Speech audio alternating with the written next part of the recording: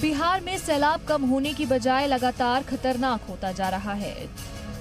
जो मदद मिल रही है वो नाकाफी है, तो आम लोगों की मुसीबत लगातार बढ़ती जा रही है। सारण जिले में सैलाब की तुगयानी दिनों दिन बढ़ती ही जा रही है।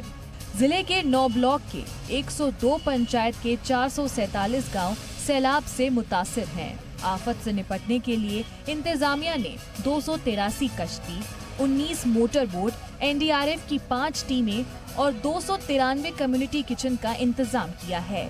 यहाँ करीब 1,61,000 लोगों को पका पकाया खाना मिल रहा है। आप देख सकते हैं कि सामुदायिक रसोई जो है इसकी व्यवस्था की है और हम अभी हैं मरहौरा के नौतन पंचायत में। नौतन और भावलपुर 2 पंचायत जो है मरहौरा का, ये जो है बाढ़ से प्रभावित है। आप तस्वीरों में ये भी देख सकते हैं कि जो लोग खाना खा रहे हैं वो तो खा रहे हैं, लेकिन जिनके परिजन यहाँ नहीं आ सकते हैं, तो जिला प्रशासन ने ये व्यवस्था की है कि उनको पका पकाया भोजन जो है उनके घर तक मिलेगा।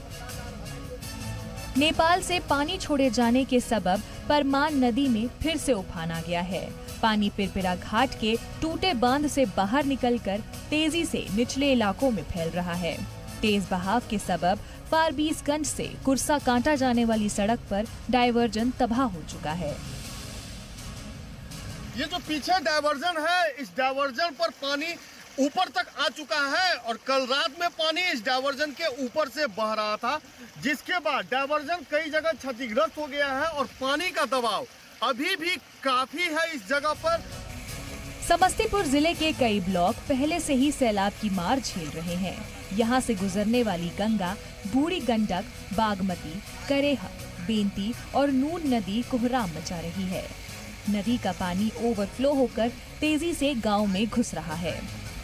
मुकानी सतह पर लोग पानी रोकने की कोशिश कर रहे हैं, लेकिन नाकाफी है। सीतामढ़ी में सैलाब की वजह से जेली इलाके के लोग परेशान हैं। रुन्नी सैदपुर में कई इलाकों के लोग रेलवे ट्रैक के नजदीक गुजर बसर कर रहे हैं। कई कुंभों ने बांधों पर बसेरा बनाया है। लोगों को सरकारी मदद नहीं मिल रही। से अपन दुखे तकलीफ काट के अपन खाना खाई, कथी करे। कितना दिन से रेलवे ट्रैक पर छी, जान जोखिम में डाल के? 1 महीना से। मुजफ्फरपुर में जी मीडिया की खबर का असर हुआ। यहाँ मुशहरी ब्लॉक के बींदा गांव में कम्युनिटी किचन बंद होने पर सैलाब मुतासरीन ने हंगामा किया था।